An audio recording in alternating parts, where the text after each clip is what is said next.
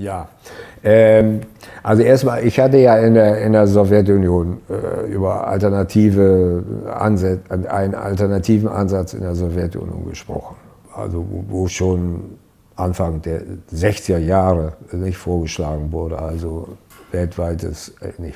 landesweites Vernetzung von Computernetzwerken, um das zu organisieren. So.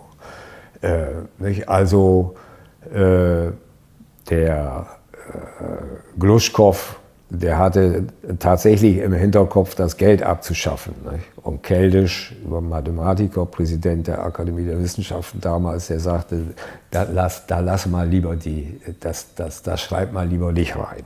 Ja? Also, die hatten da schon durchaus Vorstellungen und wohlgemerkt, 1961, da war was sie vorgeschlagen hätten, das war so eine Art Internet. Ne? Da war im Westen von Internet noch nicht die Rede. Ne?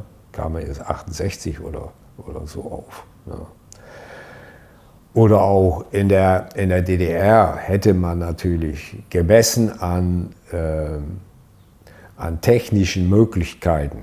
Also es wird bekannt Input-Output-Rechnung, es war bekannt lineare Optimierung.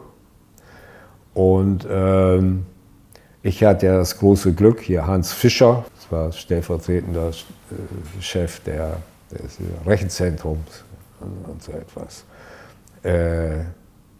der hat mir die Ehre zukommen lassen, mir seine Dissertation zu schenken.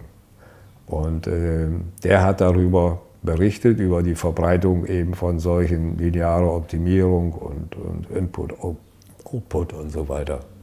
Das Ergebnis, das wurde dann später auch bestätigt von Lassmann und solchen Leuten, war eben gemessen an Fachwissen, was in der Republik vorhanden war, ausgebildeten Leuten, ne, und sowas, und dem, was daraus gemacht wurde, war also absolut, mir fehlt das Wort, unbefriedigend. Ne? Das heißt, es wurde lineare Optimierung, hatte ich gesagt, die wurde also erfolgreich angewendet auf Optimierung von Transportnetzen, Input-Output-Rechnung, ja, eigentlich kaum.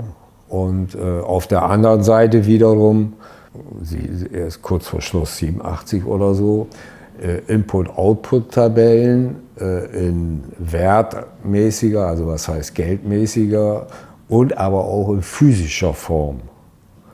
Das war eigentlich eine bemerkenswerte Leistung. Aber die wurde dann nur benutzt zur Analyse von künftigen Ressourcen und so etwas. Ne?